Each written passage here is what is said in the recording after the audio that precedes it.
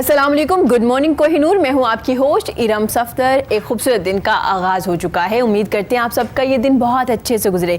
नाजरीन, कहा जाता है कि अच्छे के साथ अच्छे रहें, लेकिन बुरे के लिए बुरा मत बनिए, क्योंकि पानी से तो खून साफ़ किया जा सकता है, लेकिन खून से खून साफ़ नहीं किया जा सकता। आजकल हम क्या करते हैं, अगर कोई हमारे साथ अच्छा रहता है तो हम उसके साथ बहुत अच्छे रहते हैं, लेकिन अगर कोई थोड़ा सा हमारे साथ बुरा हो जाता है, नेगेटिव हो जाता है किसी भी वजूहात से, हम फ़ौरन से उसके रद्द अमल अपना शो कर देते हैं। हम भी नेगेटिव हो जाते हैं उसके लिए। अगर उसने एक बात कर दी, हमारी कोशिश होती है अब हम उसको सुना के ही यहाँ से जाएँ, ऐसा नहीं हो सकता। अगर इसने हमें बात कर दी और हम इसको आसानी से यहाँ जाने दे, चाहे वो फिर हमें वॉइस नोट करने पड़े, चाहे वो ग्रुप में आके उन्हें तंग करना पड़े, तो जनाब आप अच्छे हैं तो आप अच्छे ही रहिए। अगर आप पॉजिटिव हैं तो आपकी वजह से लोगों को पॉजिटिव होना चाहिए, ना कि आपने एक क्राइटेरिया बना दिया है कि हम कुछ लोगों के लिए बहुत अच्छे हैं, हम लेकिन कुछ लोगों के लिए हम बुरे। जो हमारे साथ जैसा रहेगा हमने वैसा ही रहना है। आपने ऐसा नहीं करना, जैसे आप हैं। अगर आप पॉजिटिव हैं तो पॉजिटिव ही रहिए तमाम लोगों के लिए। अगर कोई नेगेटिव भी है या कोई थोड़ी सी बात, क्योंकि इंसान कोई भी बुरा नहीं होता,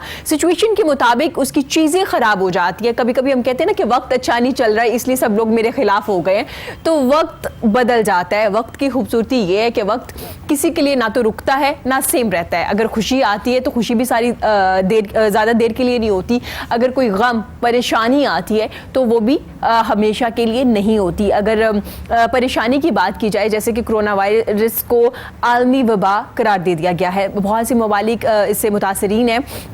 पाकिस्तान में भी काफ़ी ज़्यादा केसेस सामने आ रहे हैं, रोज़ ब रोज़ ये बढ़ते जा रहे हैं। क्यों बढ़ते जा रहे हैं? क्योंकि हम इसको सीरियस नहीं ले रहे।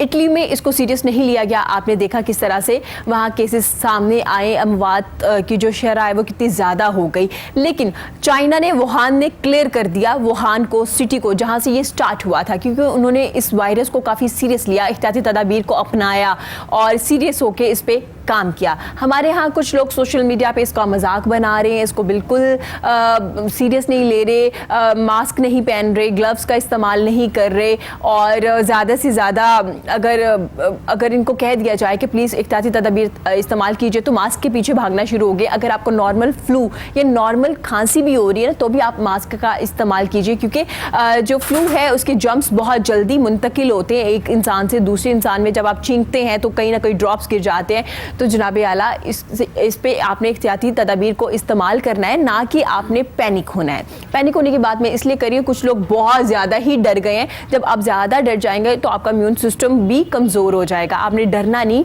अल्लाह से तौबा करनी है, माफ़ी मांगनी, दुआएं करनी है, 5 वक्त का वज़ू कीजिए। और वज़ू का जो तरीक़ाकार है, जैसे हम अपने हाथ वॉश करते हैं, कल डॉक्टर साहब ने हमारे शो में भी बताया कि किस तरह से अपने हाथ आपने क्लीन करने हैं।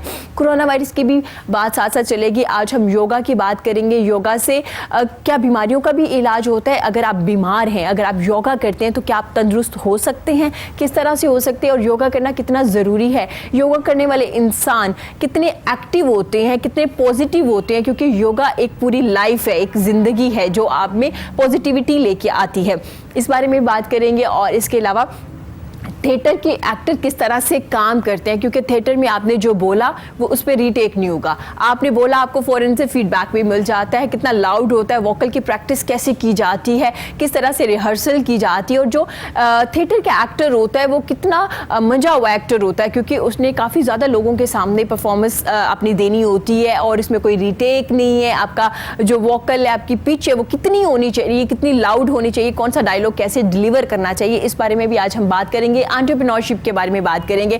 पाकिस्तान में इसका काफ़ी स्कोप आ चुका है। तमाम यंग जो लोग हैं वो एंटरप्रेन्योरशिप की तरफ आ रहे हैं, अपना बिजनेस स्टार्ट करना चाह रहे हैं, सोशल मीडिया पे, डिजिटल मार्केट में वो काम करना चाह रहे हैं, सीख रहे हैं, स्किल्स भी सिखाए जा रहे हैं। इसके अलावा हम बात करेंगे जनाब, हमारे बड़े प्यारे बच्चे होते हैं जो हमें गलियों में नज़र आते हैं, हमारे मेट्स के बच्चे होते हैं, लेकिन हमने कभी उन पर फोकस नहीं किया। क्या उनको भी तालीम की ज़रूरत है, उनकी भी तरबियत होनी चाहिए। कौन लोग हैं जो इनके लिए काम करें, फंड्स कहाँ से इकट्ठे किए जाते हैं। और कुछ लोग तो काम करें, लेकिन क्वालिटी स्टडी की भी आज हम बात करेंगे। उनको कैसे हम लोग ग्रूम कर सकते हैं, कैसे पढ़ा सकते हैं और कौन लोग इनके लिए काम कर रहे हैं, आज उनके लिए भी बात करेंगे। और दूसरी बात, आजकल सबसे ज़्यादा इशू देखने में आता है कोरोना के बाद रिश्तों का, क्योंकि कोरोना तो आजकल सबसे ज़्यादा हमारे यहाँ इशू हुआ है ना, एक खौफ फैला हुआ है। रिश्ते नहीं होते। पहले एक वक्त था जब हम कहते थे कि ख़वातीन के रिश्ते नहीं आ रहे और जो मर्द हजरात हैं, लड़के वाले हैं, बड़े डिमांडिंग हो गए हैं, उनकी डिमांड बढ़ी है। लेकिन आजकल क्या है जी, ख़वातीन की भी बड़ी डिमांड हो गई है।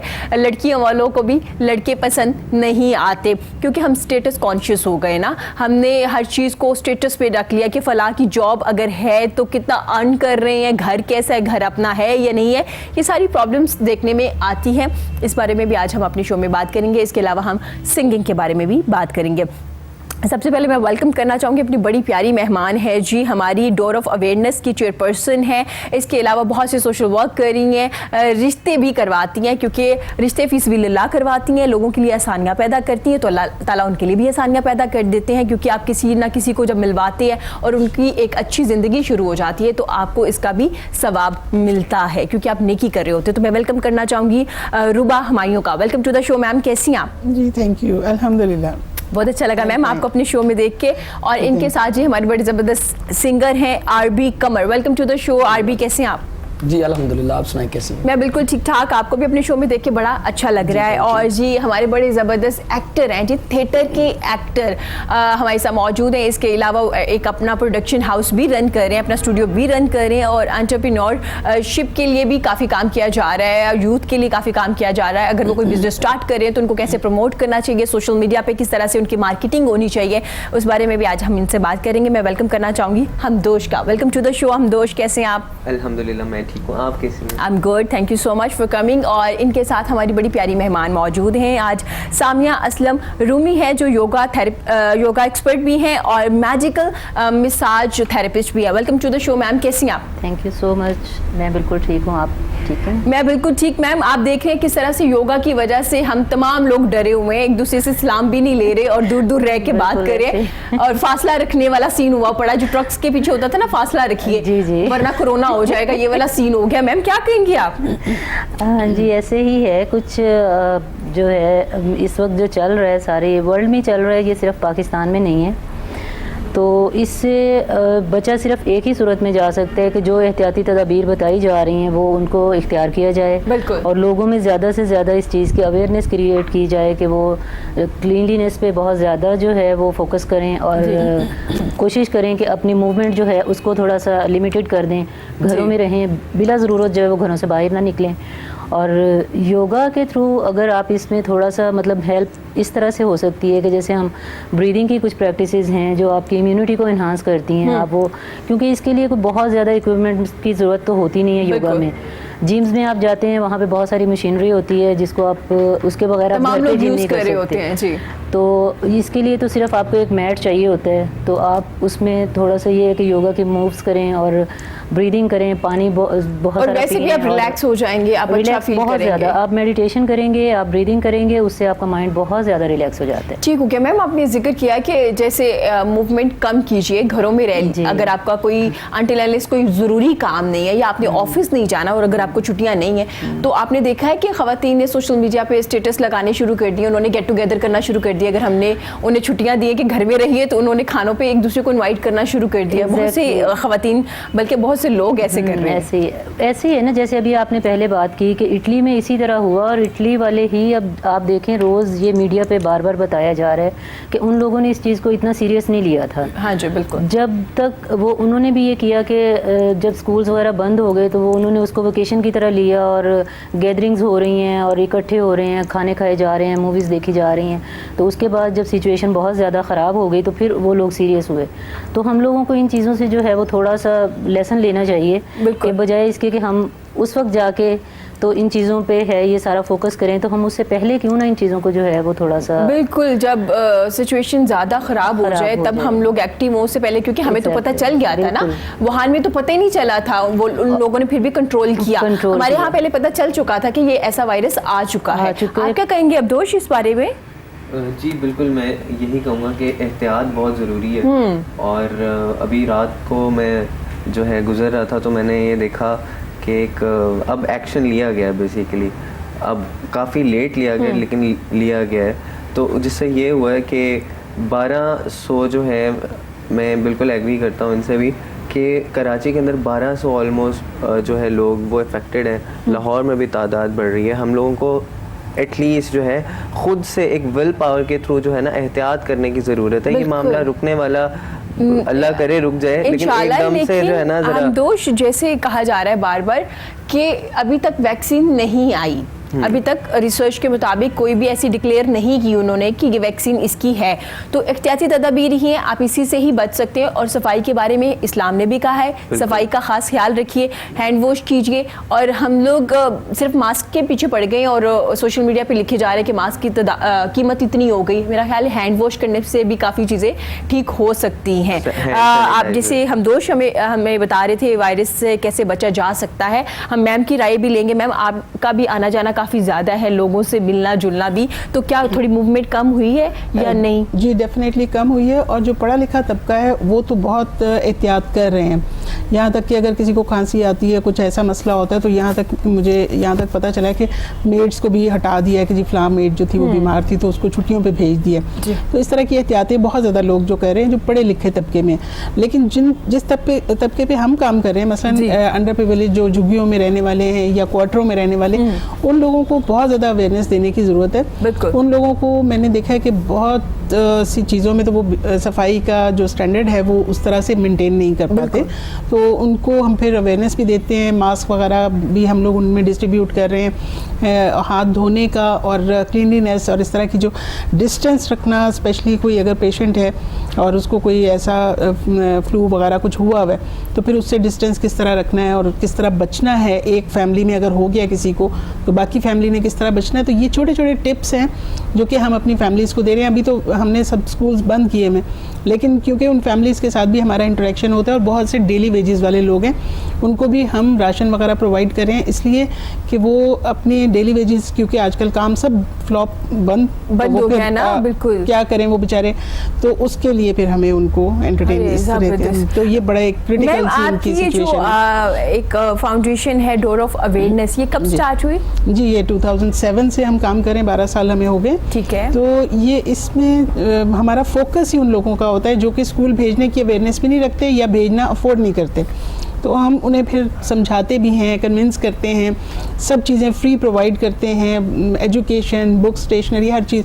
फिर जब वो देखते हैं कि सारा कुछ फ्री मिल रहा है तो बच्चे को भेज ही दें। अच्छा मैम, ये आपकी ये जो फाउंडेशन है, ये जो आपने एक बनाया है, ये स्लम्स एरिया में ये जो झुग्गियों में रहने वाले बच्चे, ये इनके लिए है, उनकी तालीम के लिए? जी बिल्कुल, उनकी तालीम के ऊपर हमारा फोकस होता है और क्वालिटी एजुकेशन के ऊपर। सिर्फ पढ़ाना हमारा काम नहीं है बल्कि क्वालिटी एजुकेशन, ताकि उन्हें पढ़ना, एक्टिविटी बेस्ड लर्निंग भी होती है उनकी, और बहुत शार्प बच्चे होते हैं माशाल्लाह, बहुत ज़्यादा ब्राइट बच्चे होते हैं। जब उन्हें हम ग्रूम करते हैं तो वो इतना एक्स्ट्रा परफॉर्म कर रहे होते हैं कि बड़े बड़े स्कूलों के साथ जाके कम्पीट करते हैं और विन करके आ रहे होते हैं। तो एक तो ये कि एजुकेशन पे हमारा फोकस होता है और इन्हें स्किल बेस्ड उन्हें हम लर्निंग भी कराते हैं, और बहुत सी ऐसी एक्टिविटी बेस्ड लर्निंग होती है हमारी।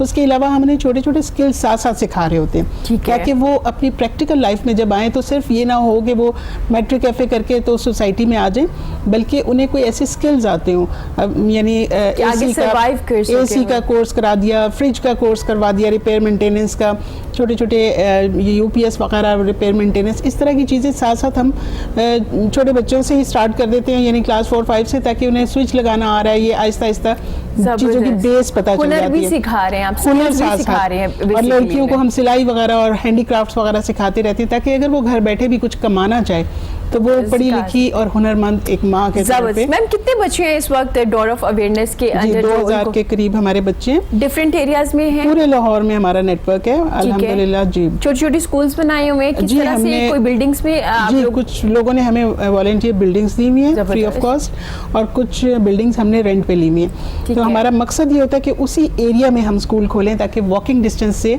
उस कम्युनिटी के बच्चे हमारे पास आ जाएं। और अल्हम्दुलिल्लाह बच्चे फिर जब आना शुरू होते हैं, पहले तो हम जा के बुलाते हैं, उन्हें कन्विंस करते हैं, फिर जब हमारा वो एरिया सारा कवर हो जाता है फिर हमें अपने एडमिशन बंद करने पड़ते हैं कि भाई अब अभी रुक जाओ, इतना ज़्यादा एडमिशन आता है कि फिर तो बस वो यानी उन्हें अवेयरनेस आ जाती है ना कि स्कूल जाना ज़रूरी है, तो, और हर चीज़ फ्री में भी मिल रही है, क्योंकि ज़्यादा प्रॉब्लम तो पैसे का है ना, उनके पास है नहीं, सोर्स ऑफ इनकम नहीं है ज़्यादा, क्योंकि वो जो उनके छोटे छोटे बच्चे होते हैं ना वो भी कमा रहे होते हैं, चल रहा होता है। नहीं, हमारे बच्चे कमा भी रहे होते हैं, संडे बाजार में जाके वो यानी नहीं, वो बहुत से काम कर रहे होते हैं, Stalls वगैरह और पे। घरों में भी काम कर रहे होते हैं, लेकिन आफ्टर स्कूल हम कहते हैं ठीक है, बस बच्चे अपने घरों के बड़े भी होते हैं, बड़े भी होते हम हैं। सोचते हैं ये बच्चे हैं, लेकिन वो जी। बच्चे अपना घर अपनी माँ को चला भी सपोर्ट रहे कर रहे होते हैं। बहुत से यतीम बच्चे हमारे पास हैं, ठीक है। तो वो अपने घरों को सपोर्ट कर रहे हैं। हम उन्हें कमाने से मना नहीं करते, हम कहते हैं पढ़ाई के बाद काम करो, काम हो जरूर गया। करो लेकिन पढ़ाई के बाद। जबरदस्त। हमारे बच्चे बहुत स्किल्ड हैं, बहुत से। माशाल्लाह। तो आरबी से भी बात करेंगे। आरबी आजकल कॉन्सर्ट्स वगैरह नहीं हो रहे,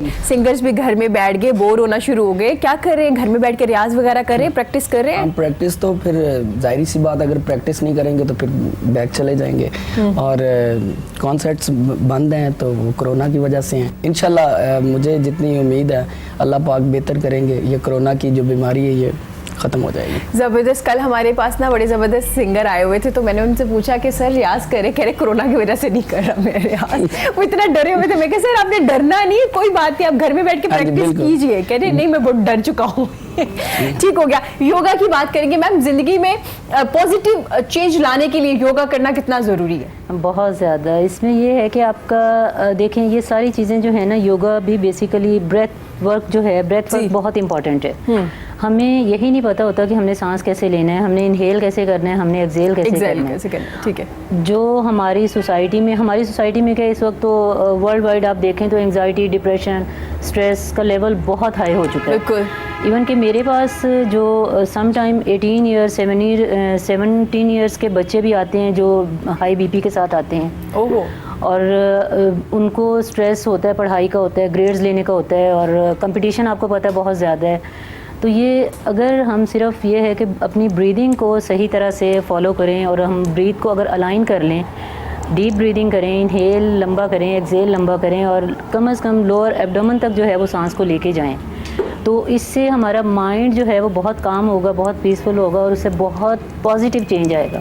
आपके माइंड में बहुत पॉजिटिव चेंज आएगा। इसका मतलब है सामिया जी, हम में से बहुत से लोग सही से सांस भी नहीं लेते। एग्जैक्टली ऐसे ही है। इनहेल करना, एक्सेल हमें नहीं पता, हमने इनहेल करना है, एक्सेल करना है। इसका मतलब है हम सही से सांस भी नहीं ले रहे, सांस सही से नहीं ले रहे, तो बहुत सी प्रॉब्लम्स तो स्टार्ट हो गई। बिल्कुल ऐसे ही है। अगर आप इस पे थोड़ा सा रिसर्च को अगर आप पढ़ें तो आप हार्वर्ड यूनिवर्सिटी की, ऑक्सफोर्ड की, BBC के कई प्रोग्राम्स ऐसे हैं जिसमें उन्होंने मेडिटेशन और ब्रीदिंग को जो है उस पर उन्होंने बहुत सा काम किया है। और ये है कि हम जो सांस लेते हैं, इनहेल करते हैं और एक्सेल करते हैं, हम कभी भी पूरा इनहेल एक्सेल नहीं करते, हम शॉर्ट ब्रीदिंग करते हैं जो चेस्ट तक रहती है जी। और सबसे बड़ा एंजाइटी, डिप्रेशन का रीज़न यही है कि हमारी सांस जो है वो छोटे छोटे सांस हम लेते हैं जी। तो इसमें सांस को सबसे पहले तो ये है कि आप जो इतने लोग बैठे में, अगर आपसे पूछा जाए कि आप जब इनहेल करते हैं तो आपका एब्डोमेन जो है वो बाहर आता है कि अंदर जाता है, तो आप लोगों का क्या मतलब, आपको क्या एक्सपीरियंस है आप लोगों का? मैं बताती हूँ जी, बाहर आता है मेरा। ठीक है। ये मुझे एक योगा एक्सपर्ट बता के गई थी, पहले वो बता दिया ना किसी योगा एक्सपर्ट। मैं आपको बता देती हूँ, उससे पहले मैं गलत सांस ले रही थी। एग्जैक्टली सही से सांस ही नहीं ले रही थी। हमारे पास जो लोग आते हैं 99% वो ये समझते हैं कि जब हम इनहेल करते हैं तो इनका मतलब है कि अंदर लेके जाना है, हाँ, और एक्सेल का मतलब है कि पेट को बाहर निकालना है। हालांकि ये बिल्कुल उल्टा साइकिल है। मैं बहुत हंसी थी, मुझे शो में उन्होंने सांस लेने का तरीका बताया कि मैडम आप सही से सांस नहीं ले रही। एग्जैक्टली ऐसे ही है। तो आप देखें ना, जब एक बैलून है उसमें आप हवा भरते हैं तो बैलून जो है वो बड़ा हो जाता है, तो इसी तरह हमारे लंग्स भी जो है एक्सपेंड करते हैं जब हम एक्सेसिव एयर अंदर लेके जाते हैं। ठीक हो गया। हम दोस्त आप बताइएगा, सांस जब लेते हैं तो इनहेल कैसे करते हैं और एक्सेल कैसे करते हैं, ताकि आपके सांस लेने के तरीके भी हम चेंज करें। मैं अपनी बात करूं तो शायद मैं माउथ से सांस लेना, हाँ, और ये बहुत गलत है। ये गलत है, ये गलत है। हाँ। सबसे पहली बात तो ये कि अल्लाह ताला ने नाक को सांस के लिए बनाया है, एक पैसेज है आपका नाक जो है, तो आप हमेशा नॉस्ट्रिल से इनहेल करें, नॉस्ट्रिल से एक्सेल करें। और इसमें एक बहुत चीज़ जो मैं चाहती हूँ कि अवेयरनेस लोगों में आए कि आपका पोस्चर जो है वो बहुत काउंट करता है, कि आप कितना स्पाइन स्ट्रेट के साथ बैठे हैं जी। आप स्पाइन स्ट्रेट करके बैठेंगे, आपकी रिब्स ओपन होंगी, आपकी रिब्स ओपन होंगी तो आपके लंग्स ओपन होंगे। और अगर आप यूं करके बैठेंगे, जो हमारी टेंडेंसी है, नेचुरल टेंडेंसी जो स्पाइन की है कि हम उसको राउंड करके बैठते हैं, हाँ जी। जैसे हम दोष भी अभी बैठे में। अच्छा, ये बैठने का तरीका भी सही नहीं है, हम दोष नहीं, इंशाल्लाह आऊंगा इनके पास। एक दफा कोरोना जरा स्टॉप हो जाए। हाँ, लोग डरे हुए हैं। तो इसमें ये है कि सबसे पहले तो हमें अपना पोस्चर जो है उसमें इवन के अगर हम अपने मज़हब को फॉलो करते हैं, उन चीज़ों को देखते हैं, तो उसमें देखें उठने बैठने सोने जागने तक के पॉस्चर्स जो हैं वो अगर हम उनको एक्यूरेट कर लेते हैं तो उससे आपके बहुत सारे मसाइल जो सांस के भी हैं वो अच्छा सामिया जी, मैं चाहूंगी आप हमें थोड़ी सी करेक्शन कराइए, थोड़ी सी अवेयरनेस दीजिए कि बैठने का तरीकाकार क्या है, अगर आप बैठ के हमें दिखा सकें जी। कि किस तरह से हमें नॉर्मल बैठना चाहिए। नॉर्मल ये है कि आप जब बैठें आपकी स्पाइन स्ट्रेट होनी चाहिए, लेकिन ठीक है। स्पाइन स्ट्रेट जब हम कहते हैं ना कि स्पाइन स्ट्रेट करें तो मे भी आप ऊपर से तो स्पाइन स्ट्रेट कर लेते हैं, शोल्डर यूं कर लेते हैं हम जी लोग। बिल्कुल, नहीं, लेकिन आपकी लोअर बैक जो है ना, एक्चुअली तो आपकी लोअर बैक को स्ट्रेट होना चाहिए। आप जब एक बिल्कुल स्ट्रेट सरफेस पे बैठे हैं ना, तो आपकी अगर आप चेयर पे बैठे हैं, फॉर एग्जांपल डाइनिंग की जैसे चेयर है वो ठीक है, उस पर आप बैठे हैं तो आपकी लोअर बैक पीछे बैक के साथ टच होनी चाहिए। जब आपकी लोअर बैक टच होगी तो आपकी पूरी स्पाइन स्ट्रेट हो जाएगी। ठीक हो गया। न्यूज़ एंकर्स की अच्छी प्रैक्टिस होती है इसमें, क्योंकि वो लोग यूं बैठ के पढ़ते हैं ना, वो ज़्यादा अच्छे से बैठे होते हैं। इसका मतलब है मैम जो वर्क प्लेस पे लोग कंप्यूटर पे काम करते हैं, इसमें मैं हम दोस्त से भी राय लूँगी, वो लोग तो बेचारे इसी तरह काम कर रहे होते हैं, वो बिल्कुल कितना भी ऐसे ही। कोशिश करे थोड़ी देर बाद आप दोबारा से झुकना शुरू कर देते हैं, उनके तो बहुत ज़्यादा प्रॉब्लम शुरू हो जाती है। उसमें आप ये कर सकते हैं कि आप after half an hour 20 minutes आप थोड़ी देर के लिए सीधे होकर बैठें और अपने शोल्डर्स को आप स्ट्रेच करें बैक की तरफ। ठीक है। तो इस तरह से कुछ छोटी छोटी सी, मतलब सिर्फ जस्ट इसमें मेरा ख्याल चंद सेकंड लगेंगे, जी। फिर आप दोबारा अपना काम करें। एटलीस्ट वो आपकी काउंटर हो जाती है मूवमेंट, जो आपने यूं बैठे हुए हैं, जी। जब आप सीधे होंगे तो वो आपकी मूवमेंट जो है वो काउंटर हो जाएगी। ठीक हो गया। तो स्पाइन आपकी जो है उसकी फ्लेक्सिबिलिटी जो है वो आपकी स्पाइन रिजिड नहीं होगी, उसकी फ्लेक्सिबिलिटी जो है वो उसी तरह से रहेगी। एक्चुअली तो स्पाइन की जो नेचुरल टेंडेंसी है वो यही है कि हम यूं करके बैठ जाते जी। हैं। तो इसको जो है वो इसमें तो यही है कि आप थोड़ा सा अपना जो है फोकस अपने पोस्चर पे रखें और थोड़ा सा अवेयर रहें इस चीज़ से कि हमने बैठना कैसे है। मैम इसकी प्रैक्टिस की बड़ी ज़रूरत होगी, क्योंकि हम बहुत यूज्ड टू हैं, काफ़ी अरसे से ऐसे बैठ रहे हैं ना, इसके लिए डेली प्रैक्टिस करनी पड़ेगी। जब जब याद आए तब तक आप सीधी हो यही जाइए। चीज़ एग्जैक्टली यही चीज़ कि जब भी आपको याद आए आप तभी स्ट्रेट ठीक होकर कर बैठ लीजिए, जाएं। बिल्कुल सही हो गया। हमदोश माशाल्लाह से आप एक प्रोडक्शन हाउस भी रन कर रहे हैं, जिसमें आपके साथ काफ़ी लोग भी काम कर रहे होंगे। जैसे मैम बता रही हैं, एनालिस्ट जो आपके होते पोस्ट प्रोडक्शन का जो काम कर रहे होते हैं, उन बेचारों का तो लेट नाइट एक तो काम, बिल्कुल ऐसे दूसरा कंप्यूटर पे काम है, वो लोग इसी तरह से ही काम करते हैं। तो आप, मेरा ख्याल है आप ना थोड़ी सी ये एक्सरसाइज भी अपने उसमें स्टार्ट करवा दीजिए, उनके बैठने का Exactly, तरीका बहुत ज़रूरी है, ये बहुत ज़्यादा। ज़रूरी है। अभी हमारे पास तो ऐसे बच्चे आते हैं, आप बिलीव करें कि 10 ईयर 12 ईयर्स के बच्चे, क्योंकि समर कैंप में बहुत सारे ऐसे बच्चे आते हैं कि गैजेट्स यूज़ करने की वजह से उनके जो शोल्डर्स हैं वो बिल्कुल यूं हुए होते हैं, स्पाइन उनकी जो है, सर्वाइकल उनकी जो है वो इफेक्ट हो जाती है, और बहुत ज़्यादा मतलब पॉस्चर्स की एटलीस्ट बच्चों में बहुत ज़्यादा प्रॉब्लम्स हैं। हाँ, क्योंकि मैम ग्रोथ हो रही होती है ना, बड़ी हो रही होती है उनकी और बोन्स, soft और उस होती हैं, तरह से bones जो हैं वो इतनी वो स्ट्रांग नहीं हुई होती, तो वो बहुत जल्दी जो है उनका वो जो है ख़राब हो जाता है। खराब हो जाता है। हमदोश माशाल्लाह से आप थिएटर के एक्टर हैं, कब थिएटर करना शुरू किया आपने, कब स्टार्ट लिया आपने? मैंने जो है अपना करियर ये ऑलमोस्ट 4 ईयर बिफोर स्टार्ट किया, और कुछ ये सिनेरियो था कि मैं सिविल इंजीनियरिंग कर रहा था। अच्छा। और मुझे वो समझ नहीं आ रही थी, तो बिल्कुल तो क्यों like, कर रहे हो? हाँ लाइक और एक अच्छा। पास मेरे साथ एक बच्चा आके बैठ गया, वो थोड़ा सा मेरे से छोटा था, और उसने मुझे कहा कि ये दिल नहीं समंदर है, इसमें गौते लगा। अरे बड़ी बात कर दी उस बच्चे ने, और फिर मैं सोचता रहा यार ये इसका बात समझ मतलब- आ गई थी, सिविल इंजीनियरिंग समझ नहीं आ रही थी। नहीं, क्योंकि शायद मैं शुरू से ही आर्टिस्टिक Artist माइंड था। का तो था। फिर उस मुझे काफ़ी अरसे बाद 20 दिन ऑलमोस्ट लगे, टाइम लग गया, क्योंकि उस वक्त मुझे कुछ खास पता नहीं था। इसका मतलब ये मैंने जाना, इसका मतलब ये है कि जस्ट नो योरसेल्फ। तो फिर मैंने सोचना शुरू किया कि मैं क्या कर सकता हूँ। फिर तब से ही मैंने सोसाइटीज़ कुछ ज्वाइन की भी थी, तो फिर मुझे लगा मुझे यही करियर जो है ज्वाइन करना चाहिए। ठीक हो गया। तो फिर मैंने फेसबुक पे एक परमानेंट स्टेटस लगाया कि मेरे लिए थिएटर या फिर जहाँ फिल्म बन रही हो उस जगह पर पड़ी हुई मट्टी भी रिस्क है। अरे तो फिर उसके बाद मैं इस करियर के अंदर इन्वॉल्व हुआ। जब इंसान शुरू करता है तो फिर रास्ते अल्लाह ताला खोल देता है। हाँ, बिल्कुल, तो इसमें कोई बिल्कुल शक ऐसा है। तो मेरे साथ अब 4 साल हो गए, काफ़ी काम भी कर लिया अल्लाह ने, पता भी नहीं ऐसे चलने अच्छा, दिया। हमदोश पहली बार जब थिएटर किया, डर लगा, प्रैक्टिस करवाई गई, सीनियर्स का बिहेव कैसा था? क्योंकि थिएटर करना आसान हाँ, काम नहीं बिल्कुल है। नहीं। ऐसे ही है? बिल्कुल, मेरा जो एक्सपीरियंस ये रहा कि जब मैंने पहली दफ़ा थिएटर किया तो मुझे शायद सपोर्ट अच्छी मिली, सपोर्टिव लोग मिले। किसी ने कोई जैसे लेग पुलिंग होती है वो चीज़ नहीं थी, अच्छा, बिल्कुल। good. हाँ, ये शायद फिर मैंने ये भी सोचा कि इंसान जब अच्छा होता है तो शायद उसे अच्छे ही लोग मिलते हैं, तो मैंने कभी किसी के साथ कुछ ऐसा रवैया ना रखा, ना किसी ने मेरे साथ रखा। बड़े सपोर्टिव लोग मिले। हाँ, ऑल दो अगर जब मैं थोड़ा शिफ्ट करने की मैंने कोशिश की इन स्क्रीन लेवल, तब थोड़ा बहुत सिनेरियो है, बट थिएटर में अच्छे लोग। अच्छा, थिएटर में अच्छे लोग मिले। थिएटर करना मुश्किल काम है एक एक्टर के लिए, क्योंकि बड़ा डिफरेंट है एज कम्पेयर टू टीवी और फिल्म। हालांकि सबसे हाई जो मीडियम समझा जाता है वो फिल्म समझा जाता है, लेकिन थिएटर में आपने लाइव परफॉर्मेंस देनी है और आपके सामने एक हजूम है जो या तो क्लैप करेंगे या खामोशी हो जाएंगे। 2 फीडबैक से आपको पता चल जाता है कि आप कितने पानी में, ऐसा ही है। तो क्या मुश्किल हुई पहली बार? जी, मुझे पहली दफ़ा मुश्किल हुई थी थिएटर में, और जब मैंने किया तो मैं ज़रा थोड़ा सा शिवर कर रहा था और मुझे समझ, बट वो पीछे कॉलर माइक था और वो बता रहे थे साथ। फर्स्ट थिएटर जब मैंने किया कि यार इसको यूं करो और यूं करो, और कुछ वो फ्रंट पे भी मेरे साथ टीम थी, वो भी मुझे ज़रा बता रही थी यार इसको यूं करो। फिर उसके बाद सेकंड जो था मेरा सेकंड थिएटर, वो बेस्ट गया। मुझे किसी चीज़ की ज़रूरत नहीं, लेकिन थिएटर बहुत मुश्किल है, बहुत ज़्यादा मुश्किल है।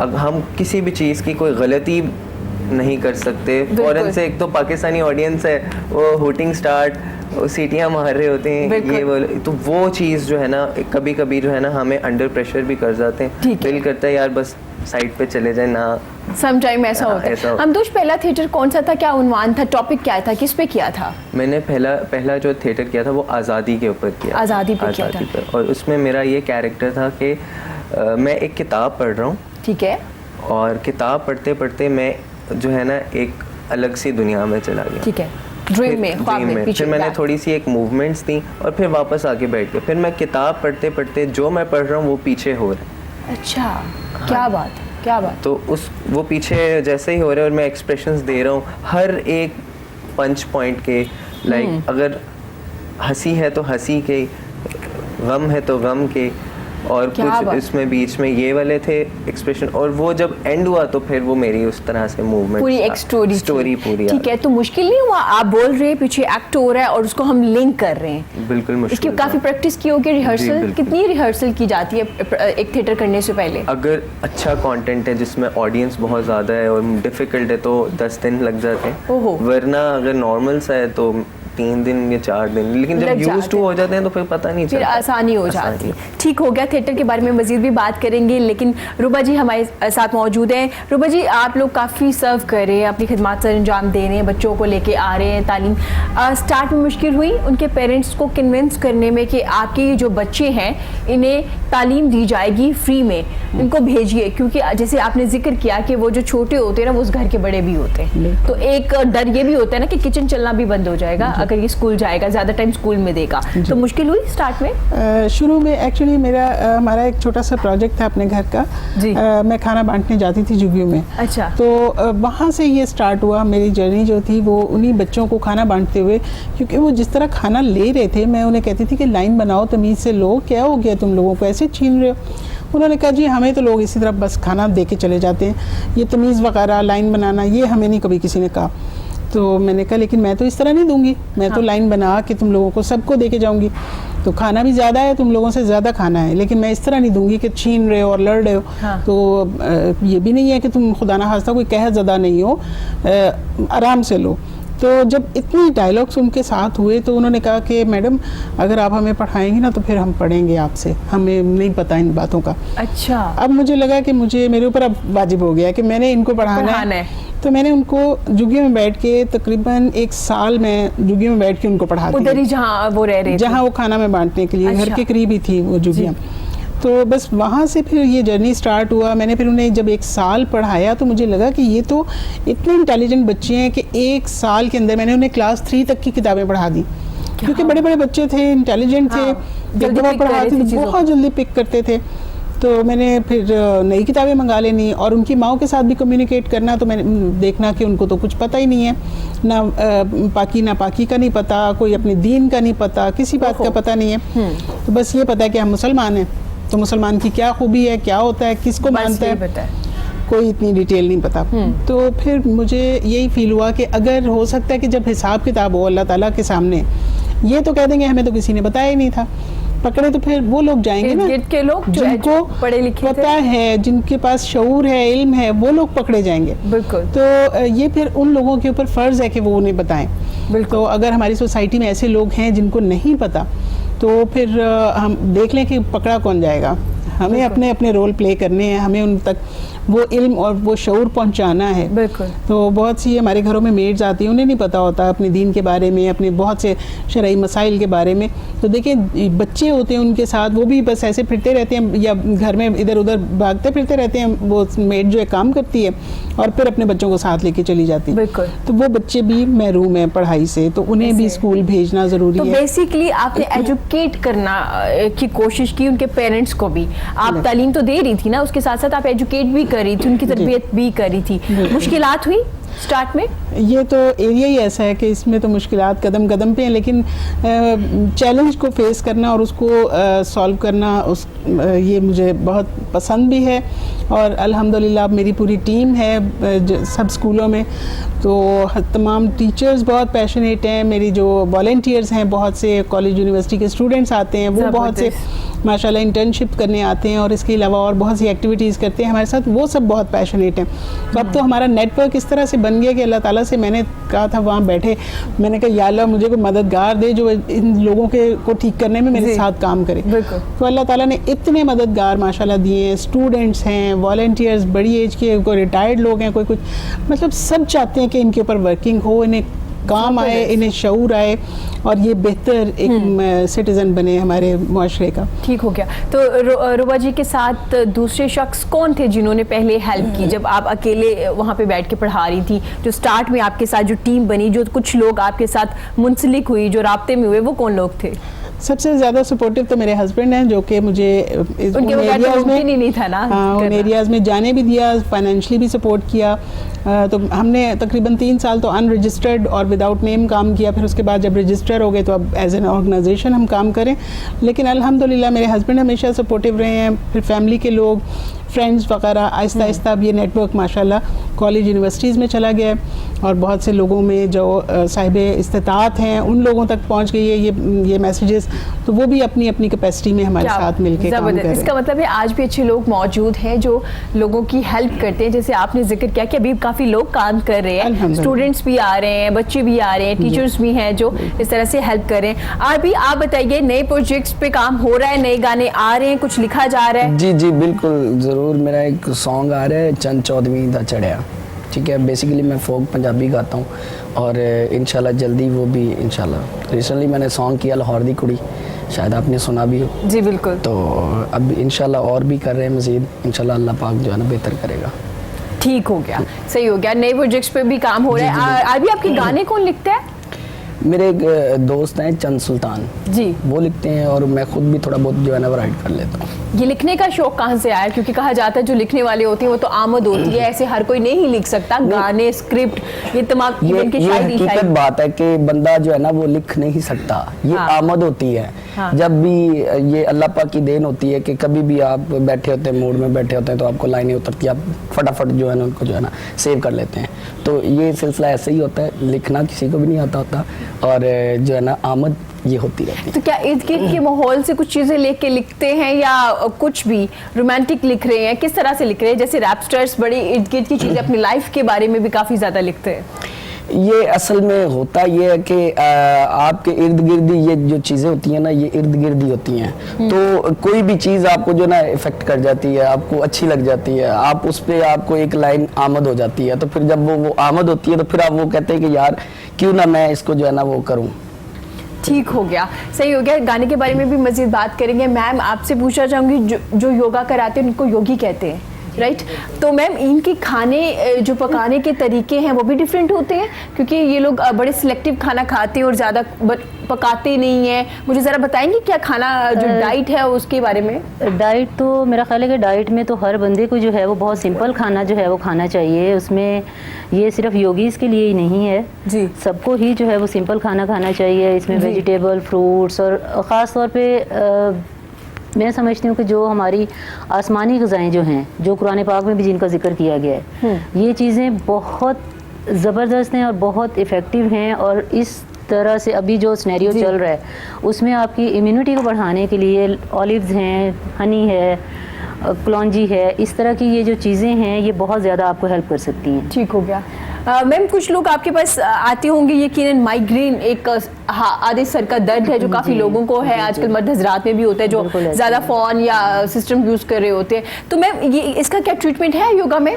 जी बहुत ज़बरदस्त इसका ट्रीटमेंट है योगा में, ये योगा में भी और कपिंग में भी। अच्छा, मेरे अपने बेटे को माइग्रेन था, उसको 5-5 दिन तक जो होता था वो जैसे फिट्स की तरह होता है कि ये एक दफ़ा स्टार्ट हो जाता है ना, 3 डेज़ 4 डेज़ 5 डेज़ ये चलता है जी। तो डॉक्टर के पास लेके गई, डॉक्टर ने बहुत सारी, एक डोज में आप बिलीव करेंगे 14 टैबलेट्स थी जो डॉक्टर ने लिख के दी, और मैंने उसे कोई दवाई नहीं दी, इसलिए कि मैं खुद दवाइयों के सख्त खिलाफ हूँ। मतलब बहुत कभी आपको शदीद ज़रूरत हो तो आप मेडिसिन लें, अदरवाइज़ कोशिश करें कि उसको आप अपनी डाइट से, अपने लाइफस्टाइल को चेंज करके तो आप अपने जो है उस प्रॉब्लम का हल जो है वो निकाल लें तो ज़्यादा बेहतर है। तो वो मैंने अपने बेटे को जो था उस पर मैंने उसको कपिंग की थी, मैंने सिर्फ एक कप लगाया था उसके सर में, और उसके बाद ये आज से तकरीबन कोई 3-4 साल पहले की बात है, उसके बाद उसको कभी भी सर में दर्द नहीं हुआ। मतलब उस तरह से वो माइग्रेन जो है, जो आधे सर का दर्द जो है वो कभी भी नहीं हुआ।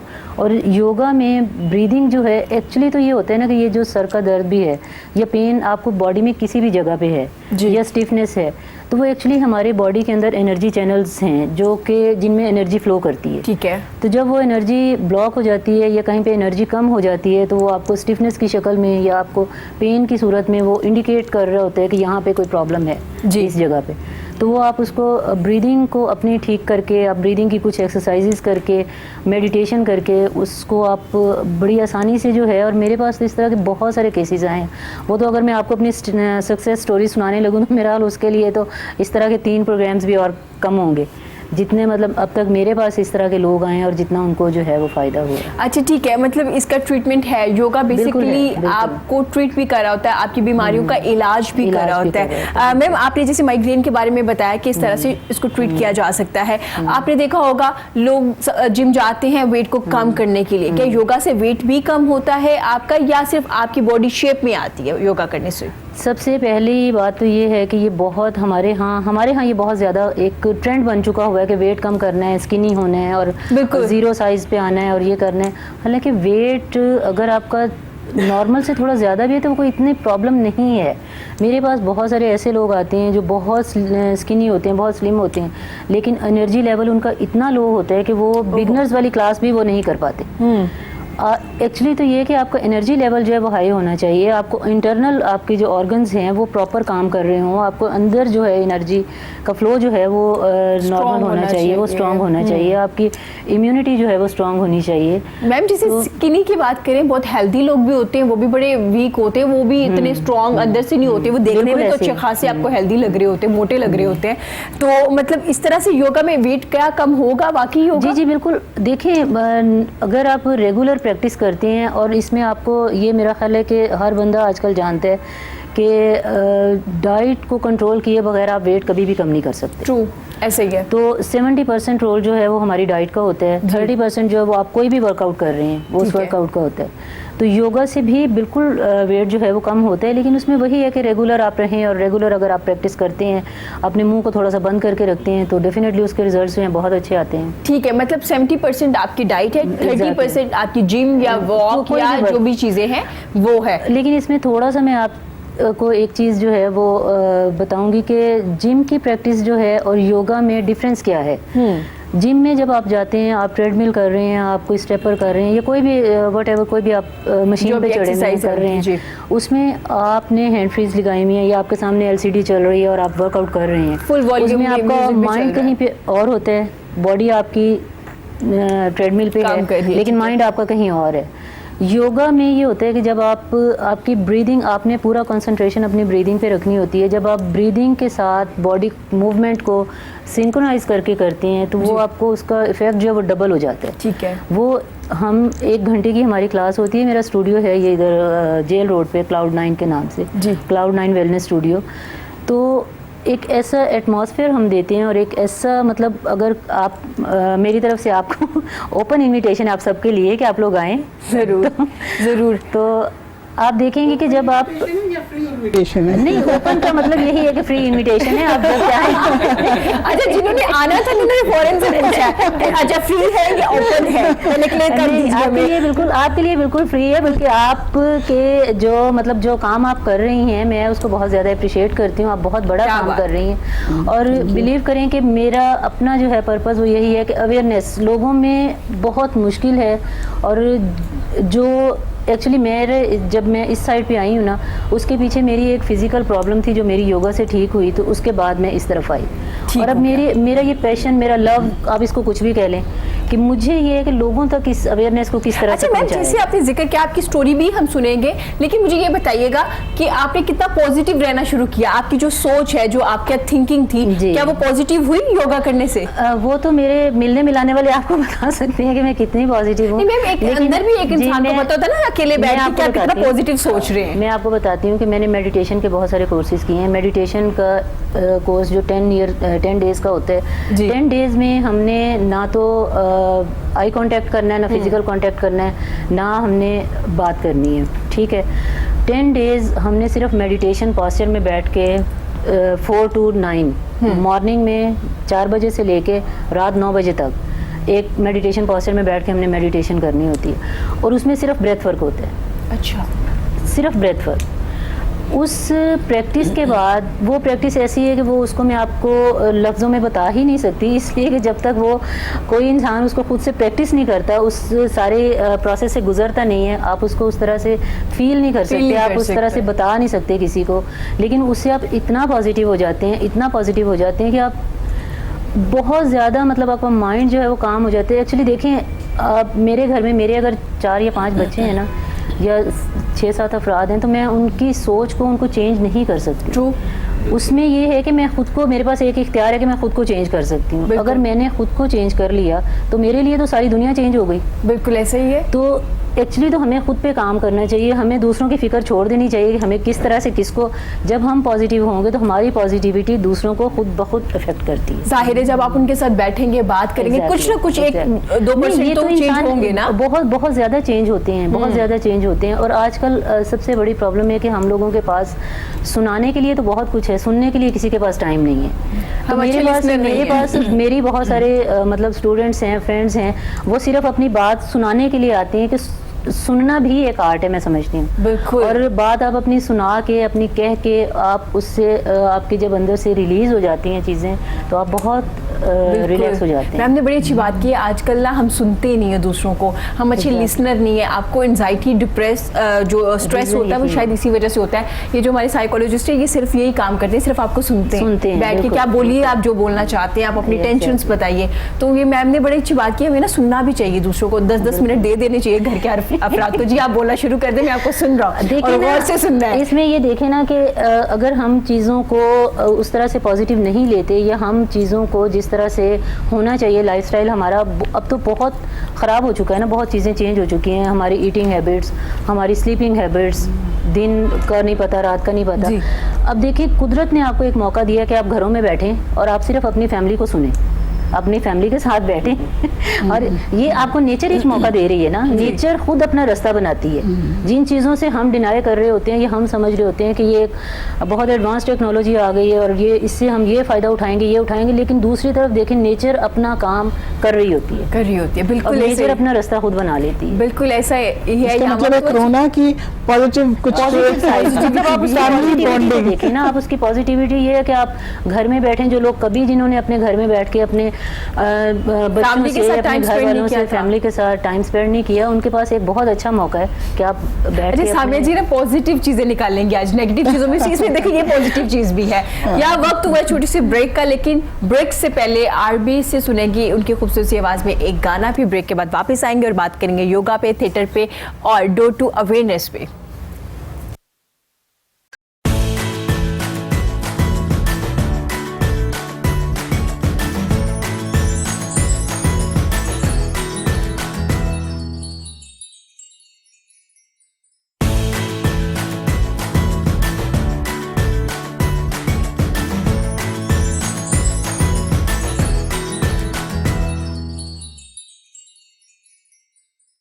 वेलकम बैक जी। गुफ्तगू का सिलसिला जारी है। मेरे साथ मेरे बड़े प्यारे मेहमान मौजूद हैं। आज हम योगा के बारे में बात कर रहे हैं, थिएटर के बारे में बात कर रहे हैं।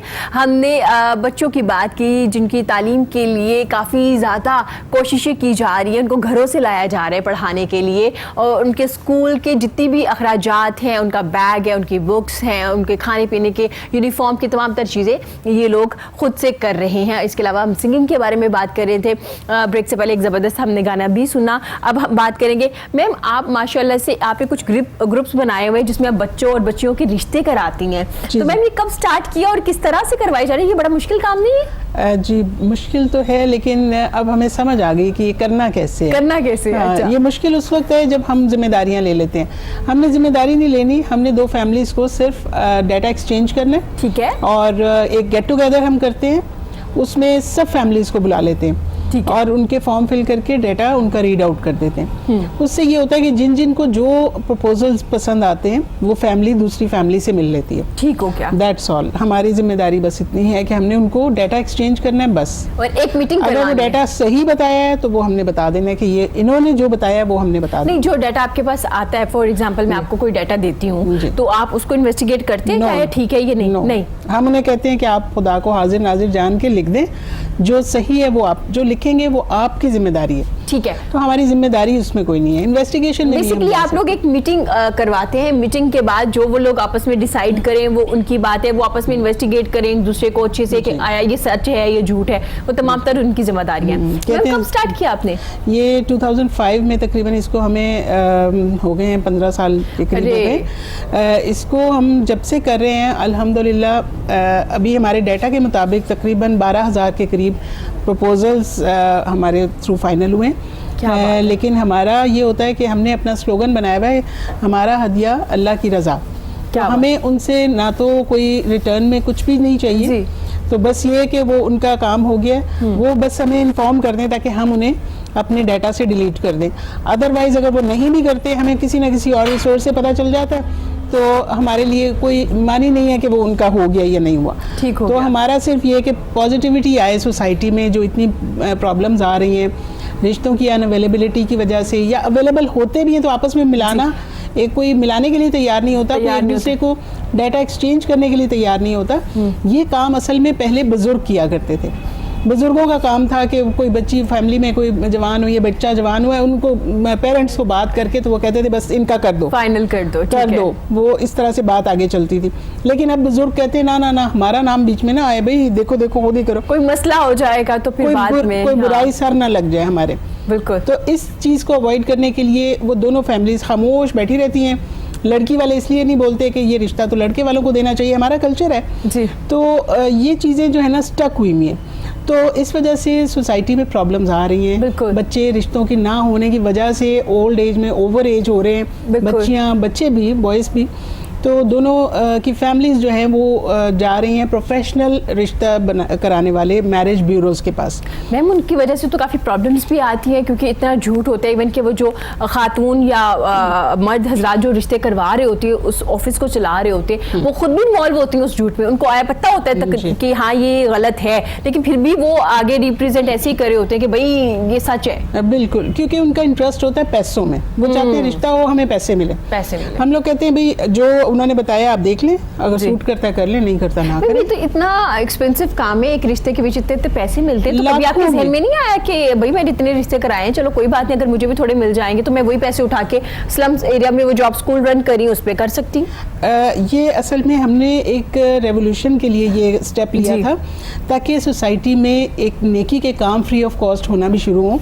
हर काम पैसों से ना हो, रिश्ते बेचने वाला काम जो है ना वो मैं कहती हूँ ये रिश्ते बेच रहे हैं, तो इस तरह के काम फीस भी लीला होने चाहिए। सोसाइटी में ज़रूरत है। पेरेंट्स बेचारे ना बोलने की वजह से, शर्म हया की वजह से, बच्चियों के पेरेंट्स ख़ास तौर पे वो बेचारे बात नहीं कर पाते, तो ये चीज़ें उन्हें फैसिलिटेट करने की वजह से हमने ये फ्री ऑफ कॉस्ट ये काम शुरू किया था।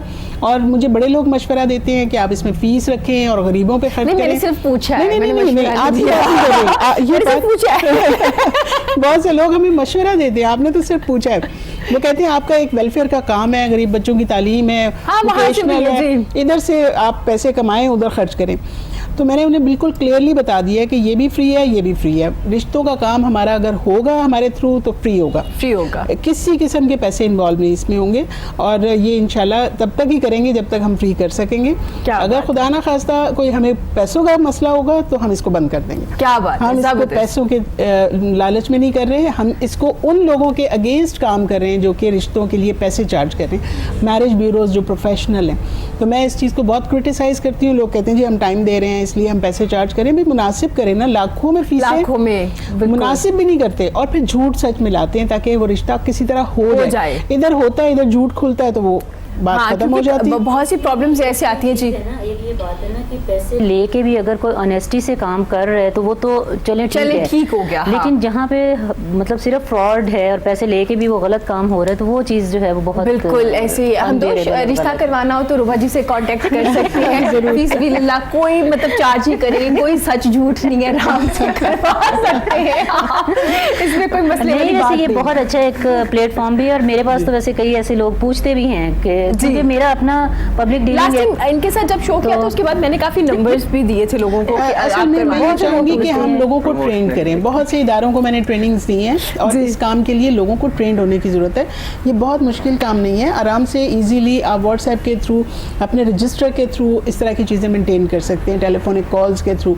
जो लोग बहुत ज़्यादा सोशलाइज करना जानते हैं, बातचीत करनी आती है, उनके लिए बहुत ईजी है। और ख़वातीन घरों में बैठी टाइम वेस्ट कर रही होती, गीबतें कर रही होती, बेहतर है कोई अच्छा पॉजिटिव काम करें, सोसाइटी में कोई अच्छी पॉजिटिव चेंजिंग आ जाए। तो हम दोस्त आपसे बात करेंगे फिल्म के बारे में। तो जनाब, थिएटर में उर्दू का अच्छा होना बड़ा ज़रूरी है, क्लियर होना बड़ा ज़रूरी है। तो हमारे बच्चे तो माशाल्लाह से फिर मिक्स हुआ है ना काम अंग्रेज़ी और उर्दू वाला। ये इसके बारे में ना बहुत मुझे वैसे ही लोग मुझसे पूछते हैं, तो मैं आपको कुछ बताता हूँ एग्जांपल कोट करके। एक टर्म होती है हाइपोडर्मिक नीडल थ्योरी, जिसमें हम ना इंजेक्ट करते हैं ब्रेन के अंदर। बिल्कुल। तो उसका ये इम्पैक्ट होता है कि वो कंटेंट जो है वो दिमाग में रह जाता है और बच्चे ज़्यादा अडॉप्ट करते हैं। अब डोरेमोन एक पूरा कैरेक्टर है जो कि बिल्कुल वो, तो वो है वेस्टर्न कल्चर बेसिकली, जापान से आया, और ये तो उसमें ये है कि वो सारे हम लोग ना इंग्लिश कंटेंट को भी मिक्स कर देते हैं। हॉलीवुड की फिल्म्स बच्चे बहुत देखते हैं, तो सीएन है कार्टून नेटवर्क, उससे रिलेटेड, तो बेसिकली ना वो अडॉप्ट करके ना उर्दू को भूल रहे हैं। बिल्कुल। तो थिएटर में उर्दू चीज़ चाहिए होती है, लेकिन फिल्म कंटेंट की जो बात है ना वो ये है कि हमारे ऊपर जो है ना एक नेगेटिव वो पड़ रहा है। अब चाइना अपनी लैंग्वेज नहीं छोड़ता बिल्कुल भी, कभी भी नहीं छोड़ेगा, और हम इसलिए कामयाब है, इसलिए तरक्की याफ्ता ममालिक में उनका शुमार होता है। तो हाँ, ये जैसे एंटरप्रेन्योर से रिलेटेड में अगर मैं बात करूँ तो ये गैप है पूरा जी। हम लोग ऐसे कंटेंट पे काम कर सकते हैं। सेंस, फिल्म मेकर्स को सेंस की ज़रूरत है कि जो हम लोगों को पाकिस्तानीज़ पे क्रिटिसाइज किया जा रहा है थ्रू फिल्म्स एजेंडा, उस सेंस के ऊपर अगर हम लोग काम करके कंटेंट बनाए ना तो वो एक बहुत अच्छा जवाब, जिससे इम्पैक्ट ये भी पड़ेगा कि हमारे जो बच्चे हैं फॉर नेक्स्ट जो है 10 years उसके लिए वो अडॉप्ट कर लेंगे पाकिस्तानी कंटेंट को। तो ये बेसिकली एजेंडा जो है ना, इसको ओवरकम किया जाए तो बहुत सारी चीज़ें हम क्लियर कर सकते हैं बेसिक। ठीक हो गया। अच्छा, मुझे बताइएगा हमदोश, जो थिएटर के एक्टर है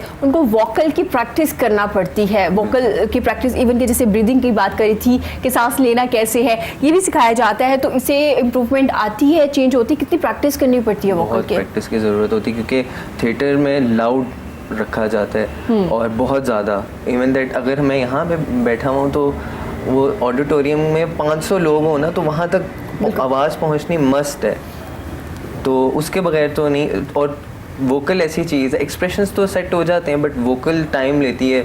हर जो है इंसान के अलग से वोकल्स होते हैं, किसी के लाउड, किसी के वो, तो प्रैक्टिस बहुत ज़्यादा। जैसे आप लोग एंकर्स हैं, न्यूज़ कास्टर, इनकी जो है वॉइस बहुत अच्छी, बहुत प्रैक्टिस की ज़रूरत है। न्यूज़ एंकर्स को बहुत ज़्यादा प्रैक्टिस करनी पड़ती है अपने वोकल की। अच्छा मैम, आप योगा के साथ साथ कपिंग, हजामा, जो इस्लामिक एक सुन्नत के मुताबिक एक ट्रीटमेंट है, वो भी करती हैं। मैम, कौन कौन सी बीमारियाँ हैं जिनका ट्रीटमेंट होता है और किस तरह से किया जाता है, कितनी सिटिंग्स होती हैं, थोड़ा इस बारे में भी हमें बताइए। हिजामा को अगर देखा जाए तो इसका जो बैकग्राउंड है वो तो यही हम मतलब समझते हैं कि ये एक प्रोफेटिक ट्रीटमेंट है, ये एक सुन्नत ट्रीटमेंट है जी। तो इसमें बेसिकली हम जो हिजामा में भी काम कर रहे होते हैं वो बॉडी में जो एनर्जी चैनल्स हैं उनके ऊपर स्पेसिफिक पॉइंट्स होते हैं जी। जहाँ पे जो आप समझ लें कि एनर्जी के जंक्शंस होते हैं। हाँ जी। मतलब हर जगह पे हम पॉइंट अगर कप लगाएंगे तो वो रिजल्ट नहीं आएगा। ठीक हो गया। स्पेसिफिक पॉइंट्स पे अगर कप्स लगेंगे तो वो उनके रिजल्ट्स बहुत अच्छे आते हैं। और इसमें बहुत सारी चीज़ें हैं जिनके लिए मिरेकल रिजल्ट्स हैं कपिंग के, जिसमें स्किन प्रॉब्लम्स आ जाती हैं, जिसमें मेंटल डिसऑर्डर्स हैं, एंजाइटी, डिप्रेशन, जिसमें आपके ब्लड से रिलेटेड जो प्रॉब्लम्स हैं, क्योंकि आपको पता है कि बहुत सारी हमारी डिजीज़ जो हैं वो ब्लड से स्टार्ट होती हैं। तकरीबन कोई 70% प्रॉब्लम्स जो हैं वो ब्लड में चेंजेस आने से जो है वो प्रॉब्लम होती है। ठीक हो गया। तो इसके अलावा मिग्रेन है, उसका भी इसका ट्रीटमेंट है कपिंग बिल्कुल, से, बिल्कुल, जामे से। बिल्कुल है। ठीक है मैम, इससे जैसे आपने पॉइंट्स का जिक्र किया कि एक पॉइंट होता है जिसपे आप कप लगाते जो नॉर्मल मुझे या हम दोस्त को नहीं समझ आएगी, तो आपने कहाँ से सीखा? क्या इसका कोई इल्म है, कोई कोर्स होता है जहाँ से ये सिखाया जाता है? ये प्रॉपर मतलब ये तो एक मेडिकल की अगर आप एक terms देखें है, कि हाँ, कोई एक भी एक field फील्ड है, बनती है, वो अलग बात है कि हमारे यहाँ पे बहुत सारी चीज़ें जो हैं वो बहुत बुरी तरह से उनको करके तो प्रैक्टिस किए जा रहे हैं। लेकिन मैंने जो सीखा था, मेरे टीचर जो हैं ऑकोपंक्चरिस्ट, न्यूरो ऑकोपंक्चरिस्ट हैं, दुबई में होते हैं आजकल, डॉक्टर जावेद इकबाल, मैंने उनसे सीखा था। उनसे सीखा था जी, आपने? मैंने उनसे सीखा। ठीक। प्रॉपर ये कोर्स किया था मैंने, डिप्लोमा होता है ये। ठीक हो गया, प्रॉपर पॉइंट्स पे। मैम जी, कुछ जी, लोग बिल्कुल। ऐसे भी कर रहे हैं जिनकी इतनी प्रैक्टिस नहीं है, उसकी वो वजह से बहुत problems भी आती है। सारी मतलब इसीलिए अब तो बैन कर दिया ना, हिजामा गवर्नमेंट ने बैन कर दिया था। वो ये है कि हम किसी अगर तो मेडिकल बैकग्राउंड है तो ठीक है, अदरवाइज ये है कि हम किसी डॉक्टर के साथ बैठ के कर सकते हैं या हम किसी हॉस्पिटल में बैठ के कर सकते हैं। ठीक है। विदाउट डॉक्टर के हम नहीं कर सकते, या अपना मेडिकल बैकग्राउंड है तो कर सकते हैं। अच्छा ठीक है, जैसे आपने जिक्र किया कि इतने एक्सपर्ट भी लोग अभी नहीं है, जिन्हें थोड़ा बहुत आता था उन्होंने करना शुरू कर दिया। अगर आप एग्जैक्ट पॉइंट पे नहीं कप लगा रहे तो क्या उसका कोई साइड इफेक्ट होगा या असर ही नहीं होगा? नहीं, उसका कोई साइड इफेक्ट नहीं होगा, लेकिन ठीक ये है। होगा कि उसमें आपको फायदा कोई नहीं होगा, लेकिन उसका ये है कि कोई साइड इफेक्ट साइड इफेक्ट नहीं होगा। ठीक है साइड मैम। इफेक्ट उस सूरत में है कि जब अगर एक नॉन प्रोफेशनल बंदा एक हिजामा करता जी। है, वो अगर कट्स बड़े लगा देता है या उसको हाइजीन्स का ख्याल नहीं रखता, तो उससे तो बहुत सारी प्रॉब्लम्स जो हैं वो आगे स्टार्ट हो जाती है, और ये बड़ा ज़रूरी है खास ख्याल रखना है ये hygiene का। बहुत ज़रूरी है कि आप जब भी कहीं पे अगर कपिंग करवाना चाहते हैं, कहीं जाते हैं,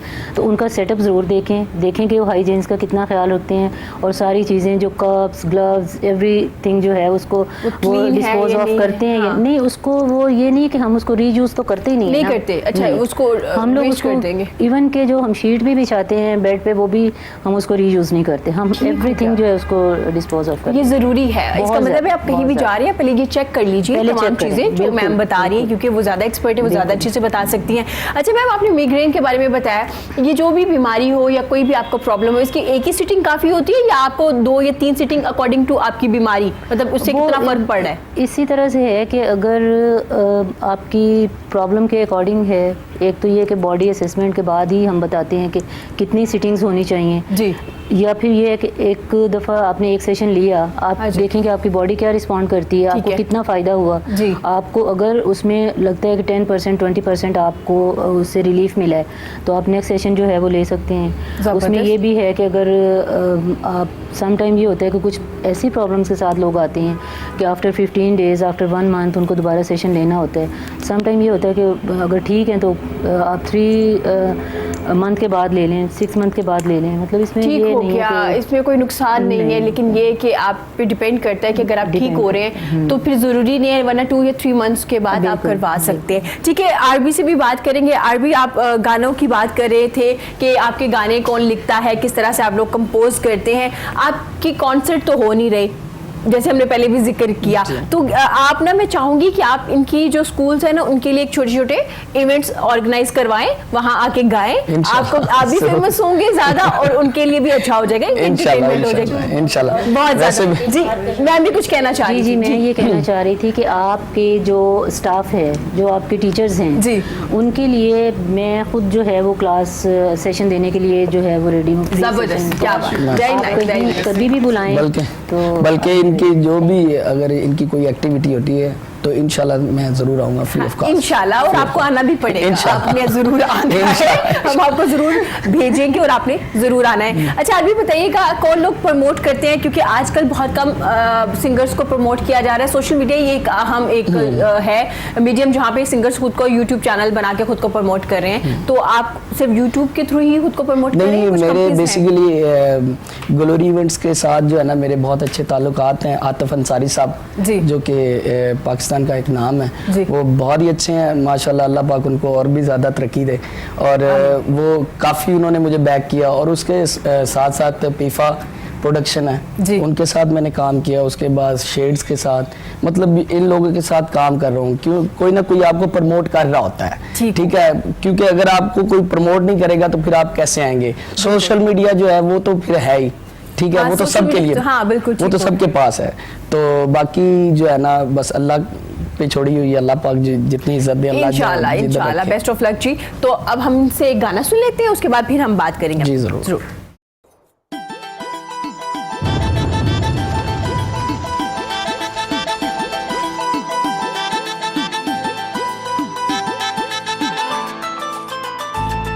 गल सुन मुटियारे असी एडे भी नहीं माड़े, सुन मुटियारे असी एडे भी नहीं माड़े, कर कुछ साडे बारे सीन।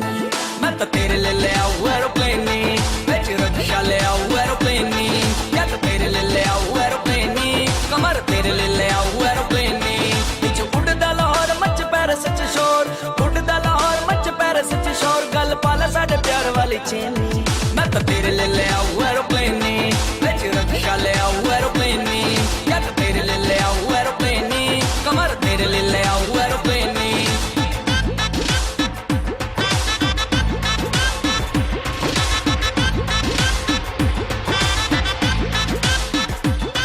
लिमोज़ीन फरारी ए रक्षा सवारी, तेरे जई नारी गल बन जाए सारी।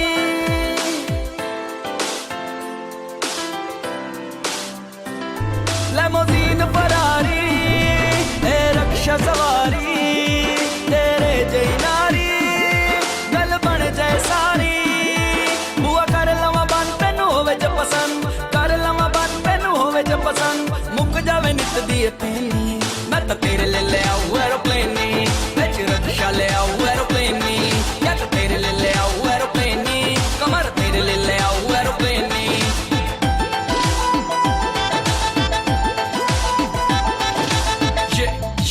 तेरे ले आ मैं रिक्शा चला, वो आंधी बाकी हो गया मेरा चलान। सार्जेंट कहंदा थल्ले उतर होए, मैं ओनू कहा साहब मैनू जान दे, हाँ मैनू जान दे। ओ मैनू कहंदा चल कागज ले आ, मैं ओनू कहा गंज साडे यार। ओ मैनू कहंदा चल निकल जा मेरे यार यार। तेरे जई जट्टी बिच भागे गड्डी, गिर दबी जावा रेस जावा छड्डी।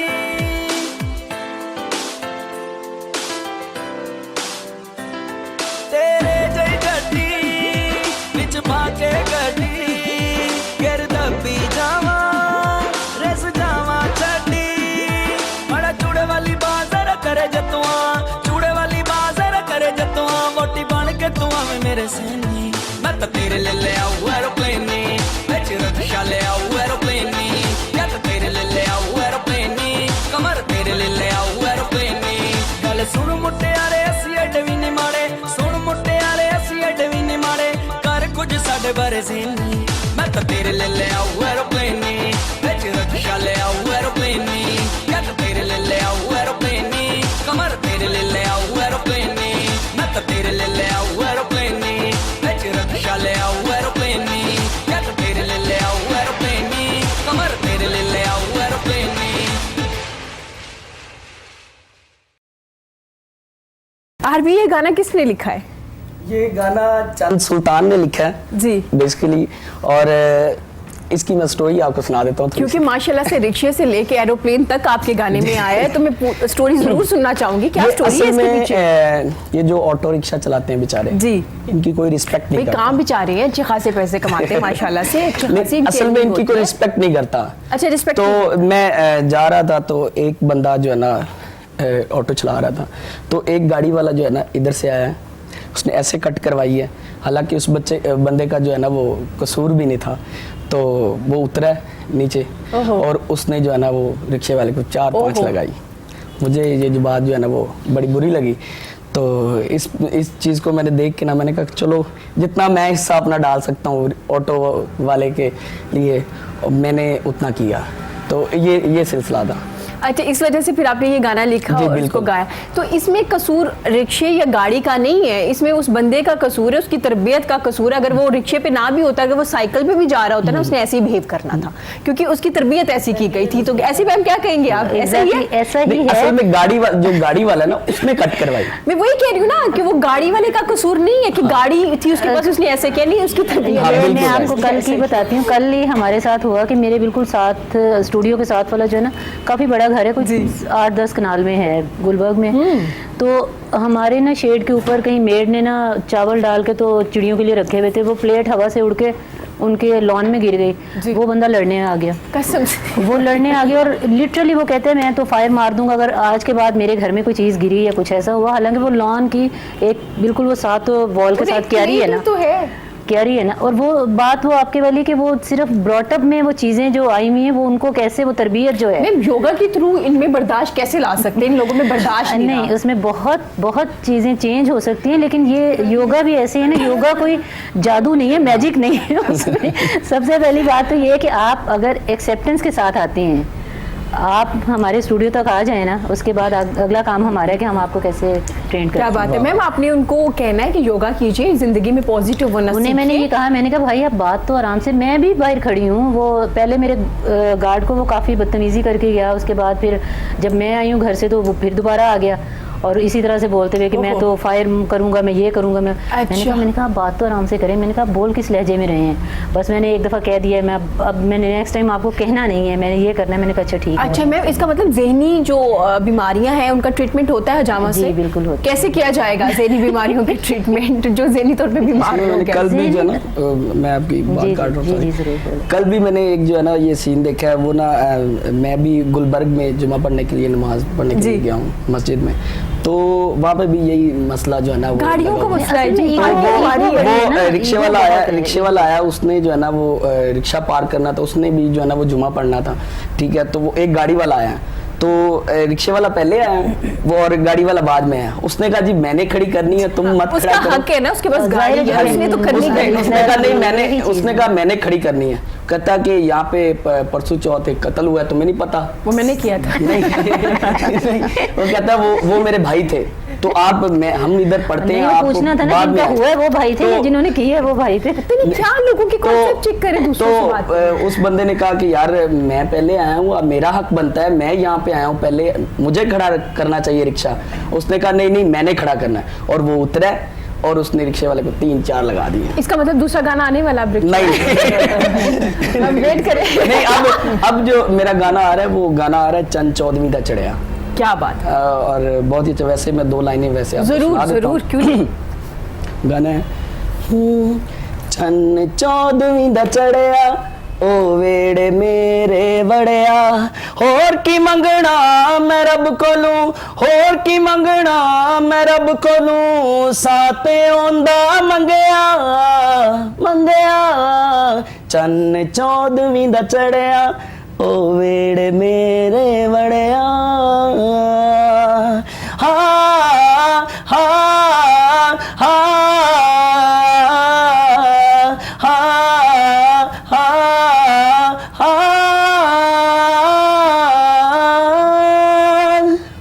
जबरदस्त, क्या बात है। कब आ रहा है आपका ये गाना? इसकी वीडियो बन गई? नहीं, वीडियो इसकी अभी होनी है, जो है ना इसका ऑडियो जो है ना वो रेडी हो गया है। इंशाल्लाह जल्दी जो है ना वो इंशाल्लाह जितने भी मेरे फैन वीडियो के लिए अब हम दोस्त से भी राब्ता कर सकते हैं हमारे साथ अंदोष भी मौजूद, कम बजट में भी वो अच्छा काम करके देंगे। अंदोष प्रोडक्शन टीम को वो अपने स्टूडियो को कैसे रन करें? काफी मुश्किल काम है प्रोडक्शन का काम करना, एक टीम को साथ लेके चलना, टेक्निकल टीम है आपकी, प्रोड्यूसर्स हैं, तो किस तरह से रन करें आप? हम्बल चल के आपको सब्र, हर चीज़ बर्दाश्त। को ना बर्दाश्त करनी पड़ती है, जो ये Patience वैसे के ये साथ। चीज़ मेरे अंदर है। Patience के साथ। Patience। जबरदस्त। क्योंकि हम सेट पे भी ऑन शूट भी पैनिक होते हैं तो बहुत सारी चीज़ें चीज़ें खराब खराब हो हो जाती जाती हैं। हैं। और आप जो अपना हम- नुकसान करते हैं ना, बिल्कुल पैनिक ऐसे। होके, किसी का कुछ नहीं जो जाता। माइनर ऐसे- जो होता है ना, इवन दैट स्पॉट बॉय या कुछ, उसके साथ भी हमें बेहतर रवैया रखना रवैया पड़ता रखना, है, बिल्कुल। ताकि बहुत वो अच्छी बात कहीं पे भी जाता है तो एटलीस्ट ये ज़रूर बताए कि यार ये बंदे बहुत अच्छे हैं और इन्होंने जो है हम मुझे बहुत अच्छे से रखा है, यानी किसी किस्म का कोई फ़र्क नहीं रखा। Even that analysis post production के सारे जो है, जो भी हम आउटसोर्स पर प्रोजेक्ट कुछ हायर करते हैं तो उसके उनके साथ भी बहुत बेहतर रवैया। अच्छा, हम दोस्त ने अपने ऑफिस का एनवायरनमेंट कैसा रखा हुआ है? इतनी दोस्तियां हैं कि आप बैठ के चीजें डिस्कस करते हैं? एक लीडर वाली क्वालिटी है या एक बॉस वाली है कि बस जी काम करना है तो काम चाहिए, नहीं। इतने टाइम पे काम चाहिए? नहीं, ऐसा नहीं है। नहीं, ऐसा नहीं है। बेसिकली वो मेरे बहुत पुराने दोस्त ही थे जिनके साथ मैंने काम किया, तो जबरदस्त। अब वो फील्ड में, उसी फील्ड में, तो वो एनवायरनमेंट वैसा नहीं है ठीक और है। फ्रेंडली रखा हुआ है सबको। हाँ, अच्छी बट बात है। कभी कोई डेडलाइन आ जाती है तो उसमें थोड़ा उसको मीट compromise- करना तो जरूरी है ना हाँ, जी, वो तो उसको काम का हिस्सा है, उसके बगैर तो उसके गुजारा बाद नहीं है। अच्छा, मुझे बताइएगा, ड्रामे में काम किया, शॉर्ट फिल्म की? जी, शॉर्ट फिल्म की एक लाहौर कॉलेज फॉर वुमेन है जो मेरी बेस्ट रही थी, उन्होंने स्पॉन्सर किया जबरदस्त। सांझी। सांझी क्या कॉन्सेप्ट है इसका? वुमेन एम्पावरमेंट के ऊपर है बेसिकली, तो मैं बहुत इंस्पायर भी हुआ उससे, तो आप देखिएगा ज़रूर। तो इंशाल्लाह। वो जो है उसमें ये होता है कि हम जो है ना एक छोटी बच्ची है जो कि अगवा हो रही है और मैं उसमें थोड़ा सा नेगेटिव था, तो मैंने उसको वो नहीं किया यार जाने दो केड़ी साड़ी थी है इस तरह से, बट मैं जब वो घर जाता हूँ तो वो मेरी अपनी ही बेटी ओहो हो, ओहो हो। और मेरे ऊपर क्या बीतती है, क्योंकि जब बेटी छोटी आपकी वो हो जाती तो वो कुछ इस तरह का कॉन्सेप्ट है। क्या बात है, इस तो पे- फिर उसके बाद मैं फिर सड़क पे कभी रोया और ढूंढ ये रहा, चीज़ हाँ। ढूंढने वाला ये ये कॉन्सेप्ट सोशल इशू है आजकल, हम हमारे में देखते हैं ये बड़ा ज़्यादा एक है, क्राइम रेट इसमें इतना ज़्यादा हो गया है, बच्चियों को महफूज नहीं है हमारे बच्चे। बिल्कुल। अच्छा, क्या आपने इस पे काम किया और हम आपकी ये शॉर्ट फिल्म भी देखेंगे?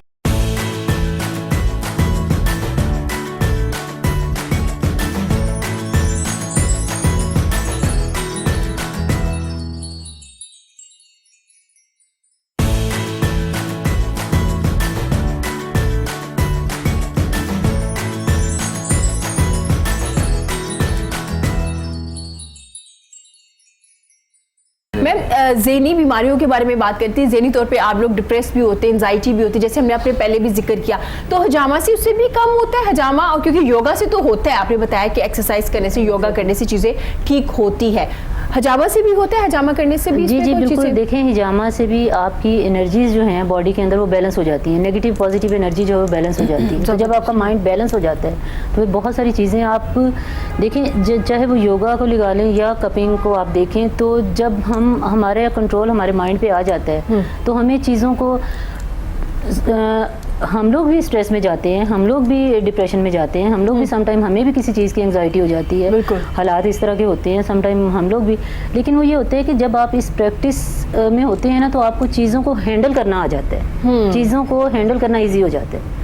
चीज़ें हो तो उसी तरह रही होती हैं, बिल्कुल। लेकिन आपको चीज़ों को हैंडल करना आ जाता है। हम लोग उस सिचुएशन से बहुत जल्दी निकल जाते हैं, आम बंदा हो तो शायद उसको बहुत टाइम लगे उस बिल्कुल, ट्रॉमा से, उस चीज़ों से चीज़ से निकलने में।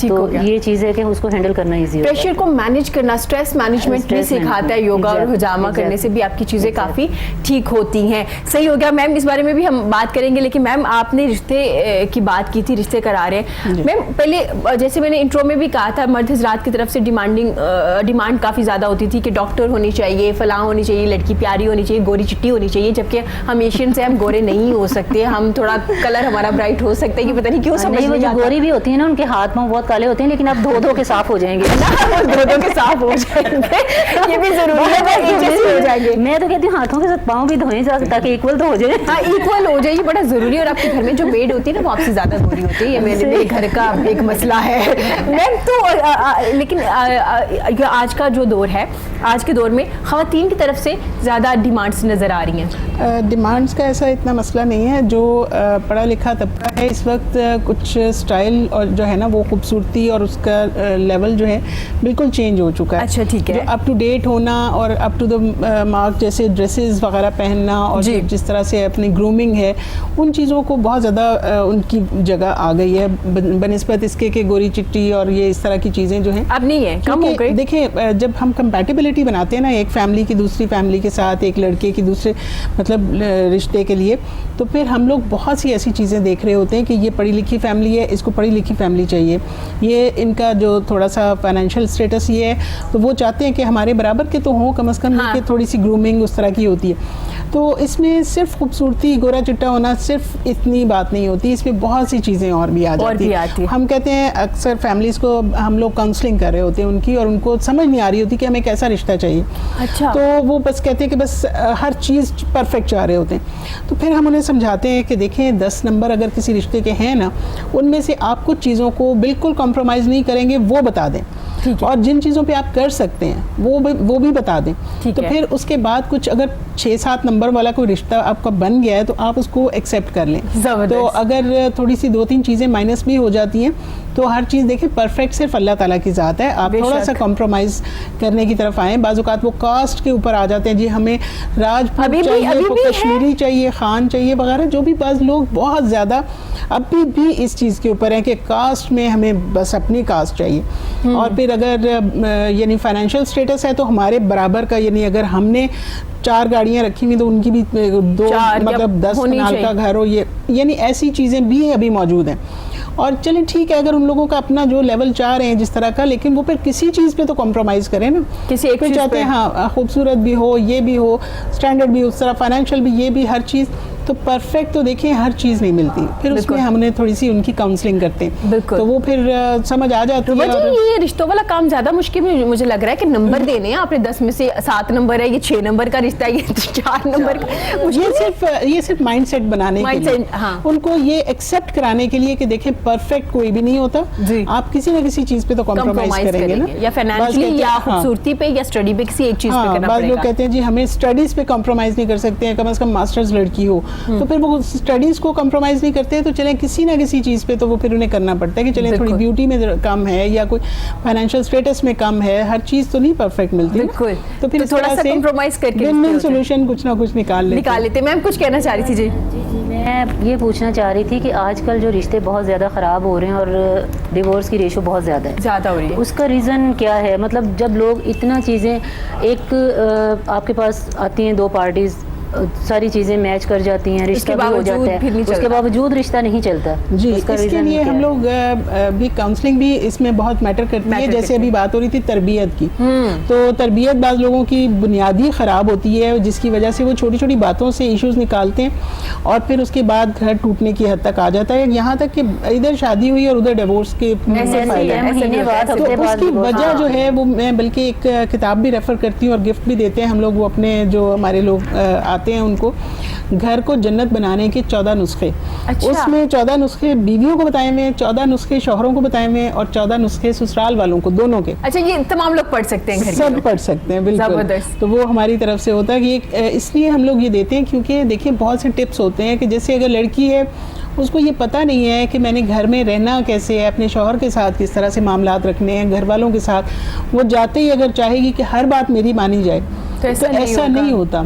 इसी तरह से ससुराल वालों को भी ज़रा हौसले से, थोड़ा सा बर्दाश्त के साथ, क्योंकि डिफरेंट कल्चर्स मिल रहे हैं और 2 फैमिलीज़ मिल रही हैं, तो इस तरीके से उनको लेके चलना है ताकि चीज़ आगे तक चले, लॉन्ग। एक देखिए जब दूर तक चलना होता है तो फिर बहुत सी चीज़ें कॉम्प्रोमाइज़ करके विन-विन सॉल्यूशन कुछ निकालना होता है और बर्दाश्त करनी होती है। ठीक हो गया। तो जिनकी बुनियादी तरबियत ख़राब होती है ना, तो वो फिर मसाइल बहुत जल्दी शुरू हो जाते हैं। रूबा जी, माशाल्लाह से आपका इतना एक्सपीरियंस हो गया है, आप काफ़ी टाइम से ये काम करें, जब फैमिलीज़ आती हैं आपके पास रिश्ते के लिए, आपको सिचुएशन पता तो चल जाती होगी, ये कितने सच बोल रहा है, कितना थोड़ा सा चल रहा है, आइडिया हो जाता है? बिल्कुल, लोगों को देख के अब इतनी माशाल्लाह पब्लिक डीलिंग में रहते हैं हम लोग कि हमें पता होता है कि ये किस तरह का चाह रहे हैं, यानी कि कोई फाइनेंशियल चाह रहे हैं ना, तो वो फिर बता देते हैं अपने लफ्ज़ों में भी और वैसे भी कि भाई हम बहुत फाइनेंशियल हाई स्टेटस चाह रहे हैं। लेकिन ये कि चीज़ें बहरहाल खुल जाती हैं, कोई ऐसा छुपा नहीं रहता इंसान। तो लेकिन हमें इस वक्त जो ज़रूरत इस चीज़ की है कि हम जो फोकस है वो, जैसे कि हमें रसूल खुदा सल्लल्लाहु अलैहि वसल्लम ने भी फरमाया कि सीरत के ऊपर फोकस करो। हाँ, जो माश है वो भी अच्छा हो, लड़के का भी लड़की का भी, जितना अच्छा हो उतना अच्छी बात है, लेकिन सीरत को इस वक्त इग्नोर किया जा रहा है। तो ये चीज़ें जो है ना, जब तक हमारा फोकस सही नहीं होगा ना, तब तक ये मामला सही नहीं होने वाले। अच्छा, इसकी वजह मैम जो आपने सवाल किया था उसकी वजह ये भी है कि हम सीरत को इग्नोर करके सिर्फ फाइनेंशियली स्टेटस पे रह जाते हैं, और फिर जब वो चीज़ें मिल जाती हैं उसके बाद आप मुतमईन नहीं होते ज़िंदगी में, क्योंकि आप लोगों की सोच मैच नहीं करती, बात मैच नहीं कर रही होती, साथ खुश नहीं होते। तो इस वजह से भी मैम का सवाल बड़ा अच्छा था, क्योंकि बहुत ज़्यादा डिवोर्स रेशो है, और स्पेशली लाहौर में भी 2019 में भी वो एक हमारा सर्वे सामने आया था, उसमें भी काफ़ी ज़्यादा रेशो बताई जा रही थी, और दोनों तरफ से थी, खवातीन की तरफ से भी थी और मर्द हज़रात खुला भी बहुत ज़्यादा। ऐसा नहीं है कि खुला नहीं हो रही। ये भी होता है कि पेरेंट्स की इंटरफेरेंस बहुत ज्यादा है। बेटी वालों को चाहिए कि थोड़ा सा बच्चियों को हौसले के साथ भेजें, उनकी काउंसलिंग करके भेजें। हाँ, और उन्हें कहें कि अपने मामलात को सॉल्व करो और हर बात ना रिपोर्टिंग करो, जिससे ये होता है कि छोटे लगा के मोबाइल हाथ में आ गया ना। पहले यही होता था कि बात पहुंचते पहुंचते जब मिलना है महीने बाद 2 महीने बाद तब बात जाएगी, लेकिन अब ये होता है कि फौरी तौर पे इधर बात हुई नहीं है और साथ ही जो है वो ऐसा भी तो होता है ना, माजरत के साथ हमारे घर वाले भी तो सिखा के बेटी को भेजते कि बेटा थल्ले नहीं लगना चाहते। मैम ये सच है, ये रियलिटी है मेरी फैमिलीज में इर्द गिर्द के। मैंने बहुत लोगों को देखा है कि बेटा अपनी पहले बनवा लोगी तो ठीक रह जाओगी, लेकिन अगर आपने पहले दिन बातें मानना शुरू कर दी तो बेटा आप गई। ऐसे ही है, ऐसे बस यहाँ तक होता है कि बात बाज़ औक़ात रिजॉल्व हो चुकी होती है, वो बड़ों के हाथ में चली जाती है, वो इतनी फैल जाती है कि वो बेचारे मानना भी चाह रहे होते हैं, सुलह भी चाह रहे होते हैं, तो वो बड़े जो है वो कहते हैं नहीं अब तो हमारे हम ये तोड़ के दम लेंगे। हाँ बिल्कुल। और मैम ये सिर्फ खवातीन की तरफ से नहीं, मर्द हज़रात के पेरेंट्स को भी थोड़ा अंडरस्टैंड करना चाहिए कि वो बेटी अगर आ रही है तो थोड़ा सा एडजस्ट कर ले, थोड़ा सा उसे रिलीफ दे, समझाने की कोशिश करे। मैम मोबाइल का बड़ा कहा जाता है जो फोन आ गया, इसलिए मैम फोन ना भी आए ना तो अम्मी के घर जल्दी पहुंच जाती है। हाँ, बिल्कुल। ये चीजें जो हैं ये बड़ों की इंटरफेरेंस से बाज़ औक़ात ये मामलात बिगड़ जाते हैं। एग्जैक्टली, बाज़ औक़ात लड़की लड़के के दरमियान में इतने खराब नहीं होते मामला, जो देखने में यही आया है कि दूसरे लोग ज्यादा खराब कर देते हैं, इंटरफेयर करके और उस चीज़ को ज़्यादा उछाल देते हैं, और वो मामला बिल्कुल सॉल्व हो चुके होते हैं और बड़ों में वो इतनी बिगड़ चुकी होती है बात।